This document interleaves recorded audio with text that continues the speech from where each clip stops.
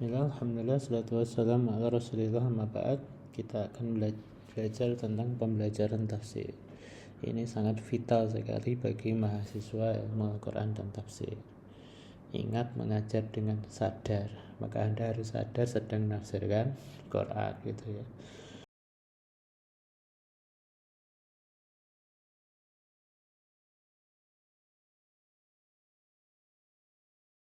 Dalam pembelajaran tafsir ini kita akan bahas tentang definisi. Jadi apa itu tafsir Quran? Tafsir Quran itu singkatnya adalah makna Quran. Ya, makna dalam arti itu penjelasan Quran. Bisa dalam bahasa Arab, bisa dalam bahasa non-Arab. Nah, yang harus difahami adalah makna ini sering dirujuk pada dua makna itu sendiri, dua signifikansi. Dulu kalau saya kasih contoh adalah apa itu sepatu, maka maknanya adalah alas kaki. Tetapi di sini punya problem kalau hanya berhenti pada makna, karena alas kaki tidak selamanya sepatu. Di situ ada sandal, di situ ada teklek dan lain-lain itu.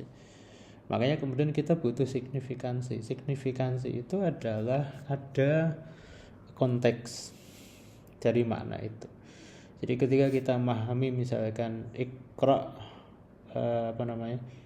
Iqra bismi rabbikal ladzi khalaq, Iqra itu membaca itu adalah mengikat, mengumpulkan. Nah, signifikansi pada konteks kita seperti apa kan? Nah, masing-masing punya konteksnya sendiri. Pedagang punya konteks, pelajar punya konteks, kemudian yang lain punya konteks. Nah, di situ perlu signifikansi. Nah, pembelajaran tafsir adalah mengajarkan tafsir pada peserta didik. Ya, mengajarkan makna tadi baik dalam konteks makna maupun konteks signifikansi. Kedua, kita akan bicara tentang kedua adalah tujuan pembelajaran tafsir. Ada banyak tujuan, kita tidak perlu nyebut semuanya mungkin gitu. Satu adalah validitas pemahaman Quran. Kita harus pahami, ulama dulu sampai sekarang mereka membagi tafsir itu jadi dua, tafsir sahih, tafsir valid, dan tafsir fasid, invalid. Jadi ada tafsir yang benar dan tafsir yang nggak benar. Itu dari dulu begitu. Jadi itu nggak usah dinafikan ya. Jadi tidak semua tafsir pasti benar begitu. Karena ada ukuran yang sifatnya subjektif, ada ukuran objektif. Secara subjektif semuanya benar karena mereka mujtahid. Tetapi secara objektif di situ ada bahasa, kemudian di situ ada data-data yang lain yang bisa menolak validitas satu tafsir. Dua, menanamkan iman Al-Quran. Itu menanamkan iman bahwa Quran itu adalah dusturul hayah. Jadi Quran ini adalah pedoman, Quran ini adalah undang-undang, Quran ini adalah juknis hidup kita. Oke. Kemudian kontekstualisasi makna Quran dengan kondisi kontemporer, itu yang saya sebut dengan signifikansi tadi. Membentuk kompetensi istimbat. Nah, kita harus pahami dulu ulama punya tradisi satu tafsir dua istimbat. Jadi kalau saya bedakan tafsir sama istimbat, itu tafsir itu adalah makna memang makna kata itu. Tetapi kalau istimbat itu makna logis, makna konsekuentif dari makna tadi. Jadi makna kata. Misalkan fankihu ma tabalakum minan nisa'i masna wa thulatsa wa ruba', itu ada perintah poligami. Tetapi di situ secara istimbat kita memahami bahwasanya nikah itu boleh, nikah itu diperintahkan kan gitu ya. Dan begitu seterusnya begitu ya. Nah, di sini juga menjelaskan relasi maqasidul ayah dengan maksud Quran ini. Jadi Quran ini turun itu punya maksud, punya tujuan, punya ya maksud. Jadi Quran itu turun itu punya maksud, punya tujuan untuk kemanusiaan. Dan setiap ayat tentu juga punya maksud yang mendukung tujuan umum tadi. Nah, ini ya, jadi maqasid ayat, ada maksud-maksud ayat, kemudian yang terkumpul dalam maksud Quran secara umum.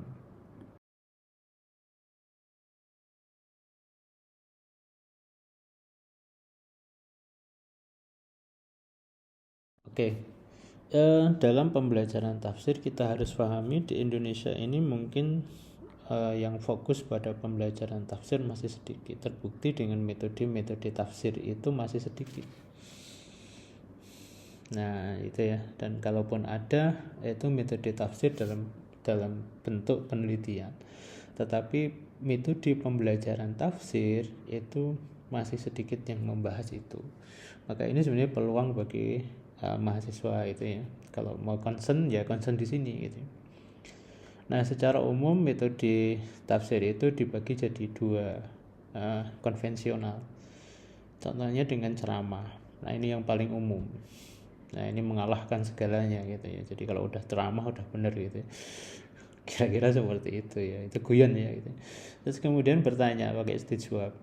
Nah ini tanya jawab. Di beberapa video atau pembelajaran tafsir ini tanya jawab di Saudi dan seterusnya. Tetapi di Indonesia saya belum yakin ada atau enggak ya. Termasuk diskusi, kemudian istimbat gitu ya. Baik istimbat deduksi maupun induksi. Nah, saya kira yang paling dominan di Indonesia ceramah. Tanya jawab saja saya itu tanya jawab akhir, dan ketika bertanya bukan tanya jawab tafsirnya tetapi tanya jawab urusan yang lain. Yang kedua adalah kontemporer. Nah ini lebih sulit lagi. Jadi ada kolaboratif, ada kooperatif. Ini yang terjadi masih di kalangan mahasiswa. Nah, tetapi yang perlu dipertimbangkan adalah ukuran keberhasilan itu di mana itu. Jadi kalau Anda memahami tafsir itu mau pakai kolaboratif, kooperatif itu ukurannya seperti apa itu ya. Ini harus dibuat ukuran gitu ya. Kemudian tamsil itu contoh. Jadi pemberian contoh. Nah, kemudian ada juga eksperimen. Nah, eksperimen itu tajrib. Nah, ini tentu ada ayat-ayat yang memungkinkan untuk eksperimen. Contohnya air asin, perbedaan air asin dan air hujan, air asin dan air tawar misalnya itu. Contoh yang lain misalkan ketika bicara tentang belalang, nah itu bisa dibuat eksperimen gitu ya. Tetapi kalau yang ayat-ayatnya nggak memungkinkan itu ya jangan dipaksa. Kemudian praktek itu lebih mudah. Sholat itu, wa aqimus shalah lah itu prakteknya seperti apa. Atau zakat itu apa kira-kira gitu. Nah yang di level yang lebih tinggi adalah penelitian. Kemudian bisa menggunakan, sebenarnya deskripsi itu ya ceramah ya. Kalau nggak ceramah ya bisa pakai taudhih, jadi pakai gambar dan seterusnya. Nah itu tapi pakai media-media kontemporer. Nah ada dua ini saja begitu. Nah tetapi sekali lagi tadi ya, di Indonesia kajian tentang pembelajaran tafsir masih terlalu sedikit. Kita bisa masuk ke ruang ini, ke peluang ini gitu. Langkah-langkahnya tetap sama ya. Jadi ada persiapan, penyajian, dan evaluasi. Nah, evaluasi tentu tergantung disajikan seperti apa. Nah, kalau ceramah ya evaluasinya ya mosok disuruh mengumpulkan tugas gitu ya. Ya tidak, kalau kolaboratif itu cocok ya. Nah, ketika persiapan tentu kita harus memahami seluruh informasi tentang ayat yang kita tafsirkan. Yang kedua, kita harus menguasai metode yang mau kita gunakan. Kemudian yang ketiga, menguasai materi. Yang kedua harus menguasai metode strategi yang kita pilih.